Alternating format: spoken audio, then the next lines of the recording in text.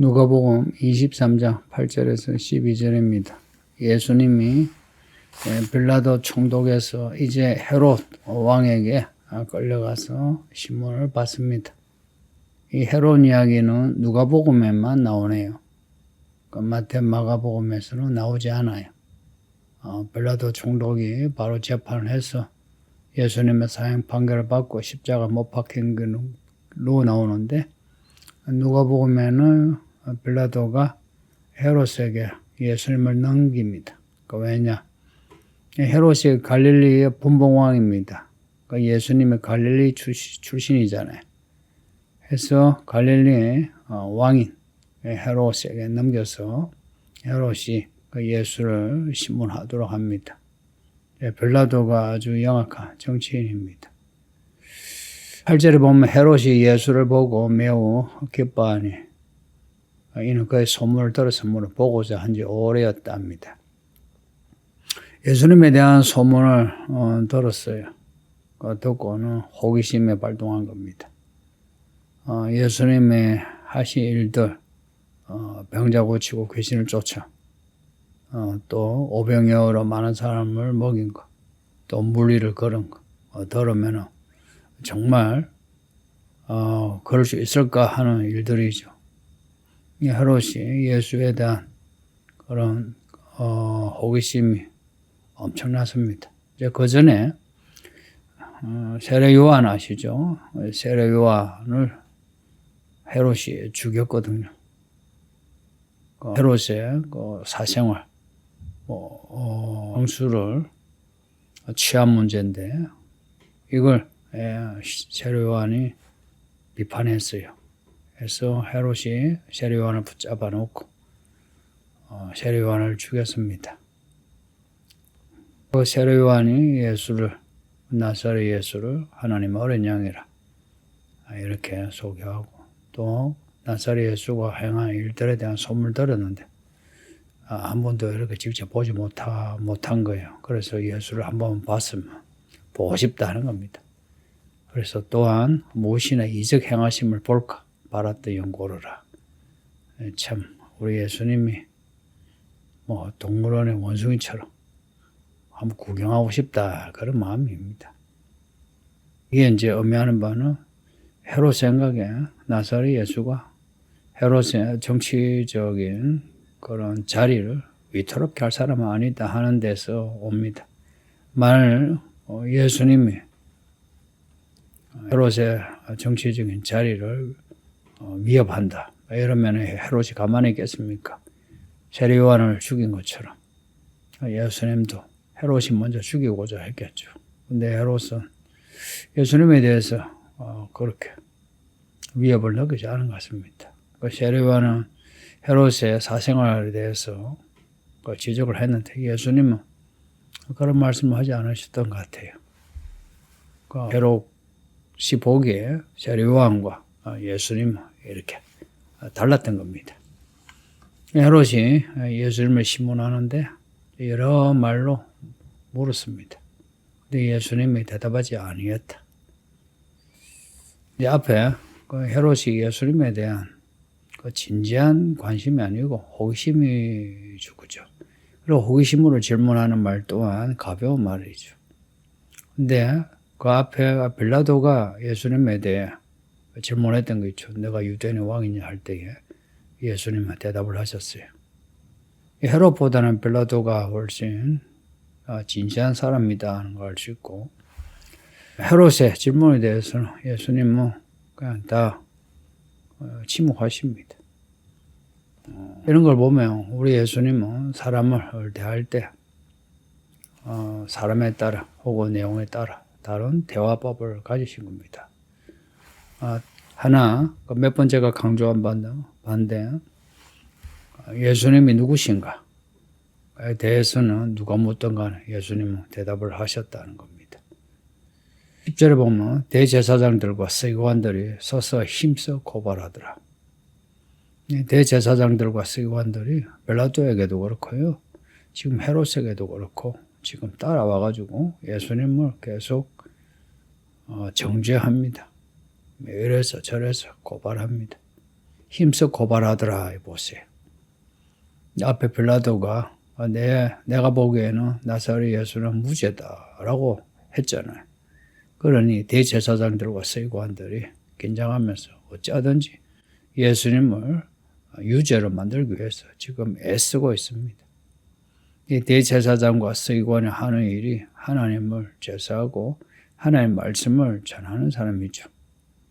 이런 사람들이 성전에서는 그 성전의 제물로 자기 이속을 챙기고 그리고 이렇게 하나님의 아들을 없는 죄 만들어가면서 정죄하고 그리고 죽이는 이런 아이러니가 있습니다. 예수님이 죽으실 때도 그렇지만 마지막 때 교회가 박해를 받을 때도 이런 일이 똑같이 일어납니다. 그러니 성도님들 우리가 어느 편에 서 있는가 항상 자기의 위치를 잘 파악해야 합니다. 뼈있지 않고 긴장하지 않으면 우리도 모르게 대제사장들과 서기관들 그들과 함께하고 있습니다. 그들이 선동하는 대로 선동이 되어서 예수 죽이자고 하고 있습니다. 교회 많은 성도들이 이렇게 중심이 없이 좌우로 흔들려서 참 걱정입니다. 그래서 성도님들 이 말씀과 성령으로 충만하세요. 뭐 이런저런 관심 똑똑한 척 하지 말고 말씀 읽고 성령 충만하세요. 이게 교회 생활의 전부입니다. 이걸 통해서 우리의 삶이 변화되죠. 이것 말고 딴 데 관심을 가져가지고 인생이 변화된 사람 봤습니까? 한 사람도 없습니다. 오히려 그 인생이 천박해지고 그 믿음이 처음보다 못해요. 11절 보면 헤롯이 그 군인들과 함께 예수를 업신여기며 희롱하고 빛난 옷을 입혀 빌라도에게 돌아보냅니다. 예수님에 대한 헤롯의 이 천박한 모습 보세요.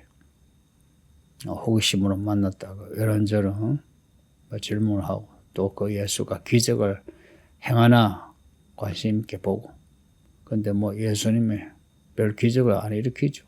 실망한 겁니다. 실망을 하니까 우리 예수님을 업신여기고 희롱하는 대제사장의 종들 성전 수비대가 예수님을 업신여기고 희롱하고 때린 것처럼 헤롯도 또한 똑같은 태도를 가지고 있습니다. 헤롯이 자기 군인들, 헤롯이 그러니까 헤롯의 부하들 그 군인들도 예수님을 업신여기고 희롱하고 그리고 빛난 옷을 입혀 빌라도에게 돌아보냈답니다. 예수님을 희롱하는 거예요. 그러니까 네가 유대인의 왕이라며 그러면 자 좋은 옷 한번 입어봐라. 그 빛난 옷이 자색 옷입니다. 그 옷을 입혀서 빌라도에게 돌아보냅니다. 예수님을 하대하는 이 헤롯처럼 언젠가 세상이 교회를 하대합니다. 업신여기고 희롱하고 코로나 때 잠시 그런 모습이었고 다음에 팬데믹이나 이 세상에 어떤 큰 사건이 일어나면 교회가 같은 일을 당할 것 같습니다. 그럴 때를 대비해서 우리의 믿음 잘 챙기시길 바랍니다. 12절에 헤롯과 빌라도가 전에는 원수였으나 당일에는 서로 친구가 되었답니다. 헤롯과 빌라도가 원래는 사이가 안 좋아요.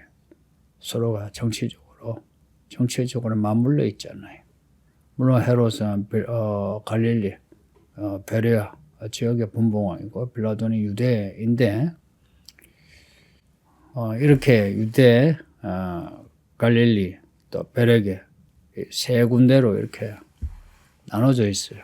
근데 이 세 분봉왕의 자리는 서로가 경쟁하고 서로가 때로는 싸우기도 합니다. 유대는 헤롯의 형제인 아켈라오가 잘못해가지고 그 왕위를 잃어버려요. 그 자리에 빌라도 총독이 왔는데 헤롯에게는 위협이죠. 빌라도가 유대 땅에 총독으로 왔다. 그러면 헤롯도 잘못하면 그 자리를 잃어버리고 총독이 올 수 있다 하는 겁니다. 그래서 헤롯과 빌라도는 서로가 원수지간입니다. 그런데 당일에 서로 친구가 되었다. 무엇 때문에? 예수님 때문에. 예수님을 죽이는데 서로가 같은 태도를 가진 겁니다. 마지막 때도 이 세상이 하나가 될 것 같습니다. 정치적으로 여야 있고 진보와 보수가 있고 그럼에도 교회를 박해하는 데는 하나가 될 것 같습니다. 이미 기울어진 운동장처럼 그렇게 되고 있고요. 어느 정권이 들었어도 교회는 어려워질 거예요. 또 어느 정치인이 권력을 잡다 교회는 어려워질 겁니다. 앞으로 더욱더 그렇게 될 건데 이러한 때 그 믿음의 중심에 안 잡혀 있는 사람은 좌우로 그냥 흔들려요. 믿음의 중심에 뭐겠습니까? 이런 예수님의 말씀이에요. 그리고 우리에게 선물로 주시는 성령입니다. 말씀과 성령으로 중심에 안 잡혀 있으면 우리는 헤롯에게 잡혀가거나 빌라도에게 잡혀가거나 사내들 공의에 잡혀가면 무서워서 벌벌 떨고 비겁해집니다. 사람이요 비겁해지지 않는다는 것 되게 어려운 일이에요. 사람 힘으로는 되지 않습니다. 하나님의 은혜로 그 말씀과 성령이 아니면 비겁함을 면할 수 없습니다. 성도님들, 우리를 위하여 예수님이 이런 고초당하시고 죽으셨고 성령을 주셨는데 우리가 예수 안 믿는 사람들처럼 그렇게 비겁하게 산다면 참 슬픈 일이죠. 부디 우리에게 주신 이 은혜, 말씀과 성령으로 우리가 가야 할 믿음의 길, 믿음의 언어, 믿음의 행동 잘 해냅시다. 아버지 하나님 감사합니다. 주의 말씀을 읽고 듣게 하셨으니 평생 우리에게 주신 말씀을 따라 살게 하소서. 우리 예수님이 이런 고초를 당하셔도 흔들리지 않고 십자가 길로 가신 것처럼 우리도 예수님처럼 흔들림 없이 우리가 가야 할 믿음의 길로 가게 하옵소서. 예수님의 이름으로 기도합나이다. 아멘.